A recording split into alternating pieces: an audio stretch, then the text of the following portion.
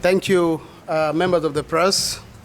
On behalf of South Sudan Football Association, I am delighted to announce the outcome of this 8th General Assembly meeting conducted in Aweil. This General Assembly was a historic one. The deliberation, the discussion, and the spirit and the unity of purpose in football development was highly shown by the members of General Assembly. 100% of all that were proposed have been passed, and I will take you through as follows. The General Assembly has passed unanimously activity reports and financial reports for the year 2021 and 2022 respectively. On the issue of the amendment of the laws of South Sudan Football Association, the Board of Directors and the General Assembly agreed to hold on for the consultation from FIFA and postpone the agenda of the amendments for the next General Assembly. SSFA General Assembly of today passed the proposed list of independent and external auditors. On the same note, General Assembly unanimously passed the proposed list of independent committees, and the details of this committee will be published. In the same note, the General Assembly has blessed the co-opted female board members into the SSFA Board of Directors hierarchy with unanimous votes.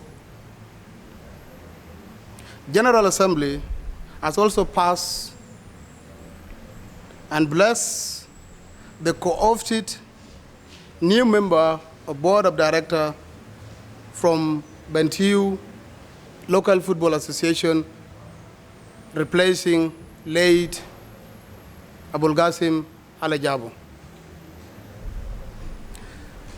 On the issue of sub-association proposed, the General Assembly urged the SSFA Board of Directors to assess the status of the list submitted, form the committee for assessment, and refer it for the next General Assembly for approval.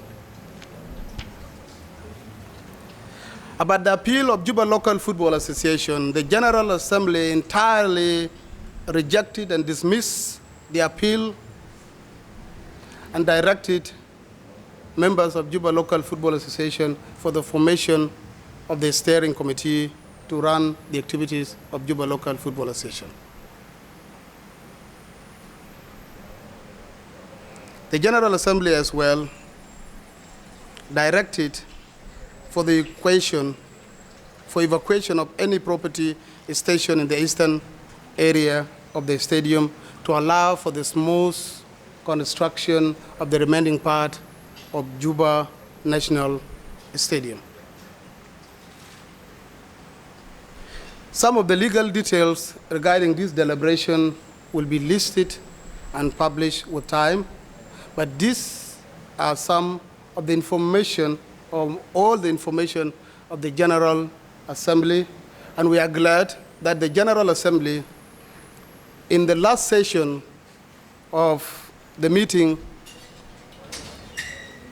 gave a 2-minute standing ovation for the leadership of General Agustino Madud as an honor and appreciation for the tremendous achievement they have achieved for the past 2 years of the term, and call on the leadership to continue exerting effort for the football development.